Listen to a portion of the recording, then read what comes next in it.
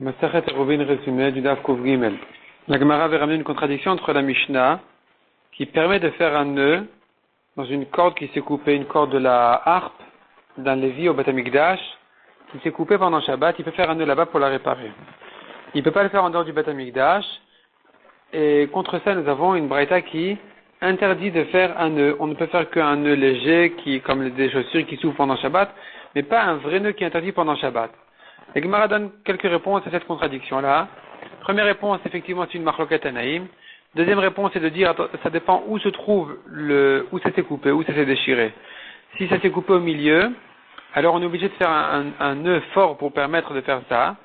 Et parce que si on fait un nœud léger, il va se détacher. Et donc, c'est pas possible. Troisième réponse, c'est de dire que, en principe, on devrait permettre au milieu. Simplement, c'est une marloquette à savoir, est-ce qu'on craint qu'il risque de faire ce nœud-là même quand ça s'est coupé du côté, en haut ou en bas?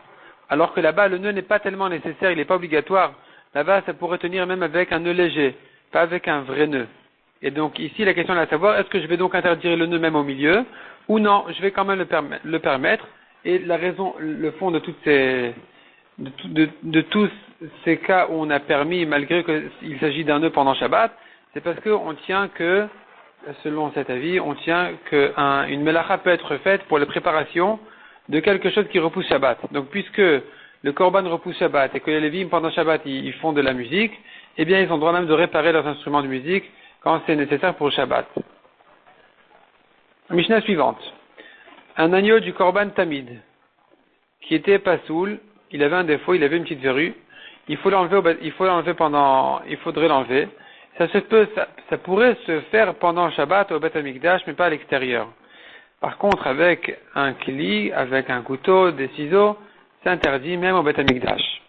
Demande à Gemara, nous avons contre notre Mishnah qui a permis de couper la verrue, une Mishnah dans Psachim qui interdit de le faire. Donc pour le Korban Pessah, on interdit là-bas de couper la verrue pour le kasher, le rendre kasher. Selon Rabbi Eliezer, on permet, mais selon Tanakama, c'est interdit. Notre Mishnah, elle permet. Et notre Mishnah, par contre, elle permet, donc on ne comprend pas comment la Mishnah chez nous, elle permet, alors que la Mishnah dans Psachim, elle interdit. Répond la Gemara. Première réponse, il faut faire la distinction entre couper avec la main et couper avec un kli. Notre Mishnah a permis avec la main, la Mishnah dans Psachim interdit avec un kli, avec des ciseaux.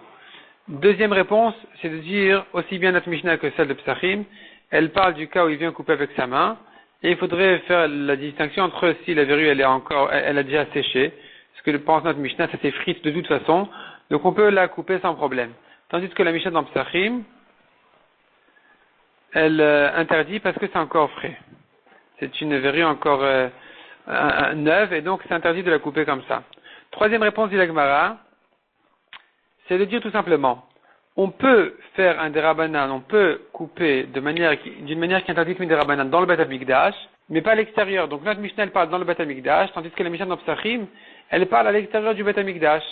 Cet agneau-là, il vient de l'extérieur. À l'extérieur, on n'a pas le droit de couper la verrue de l'agneau pour le rendre kasher pour Korban Pessah. Quatrième réponse dit la Gemara. Il y a tout un raisonnement autour de la deuxième, de la troisième aussi.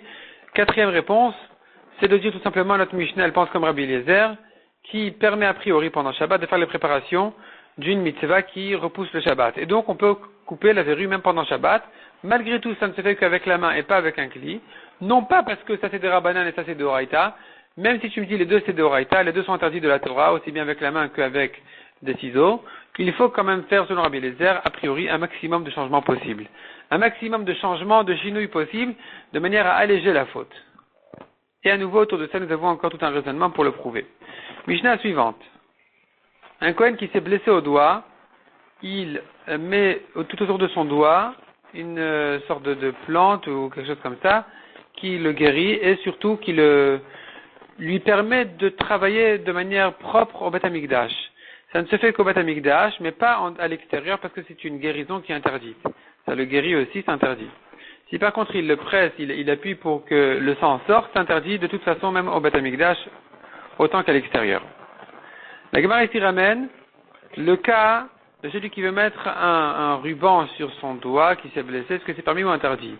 Et la Gemara dit que ça c'est interdit parce que ça s'appelle un surplus de vêtements qui est interdit pour le Kohen.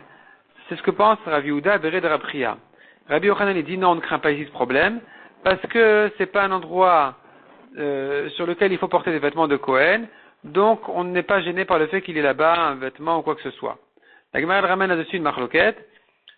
Est-ce que si ça fait, selon Rava, à partir de 3 doigts sur 3 doigts, donc un vêtement de cette taille-là, il est considéré comme un surplus de vêtements, même un endroit où on ne porte pas de vêtements.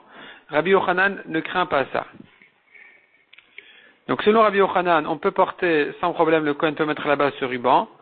Selon Rav Yehuda Bered Rapria, le ruban est interdit.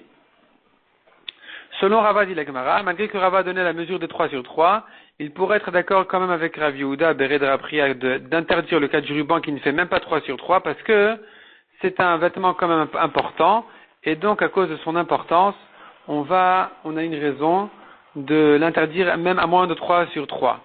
Mais selon Rabbi Yochanan, comme on a dit, c'est permis, puisque déjà, selon une version, même si ça faisait plus que 3 sur 3, on ne craint pas le surplus de vêtements dans un endroit où on ne porte pas de vêtements de Kohen. Selon une autre version, en tout cas, si ça fait moins de 3 sur 3, on ne craint pas ce problème. Selon la deuxième version, si ça fait moins, on ne craint pas ce problème, même si c'est un vêtement important comme ce ruban-là spécial, qui est comme un genre de ceinture spéciale pour le doigt, c'est quand même permis. Et la Mishnah n'a pas parlé de ce cas-là parce qu'elle voulait dire que même si ça le guérit, c'est quand même permis, on ne craint pas les problèmes de guérison interdite, on peut quand même le porter au Beth Amikdash.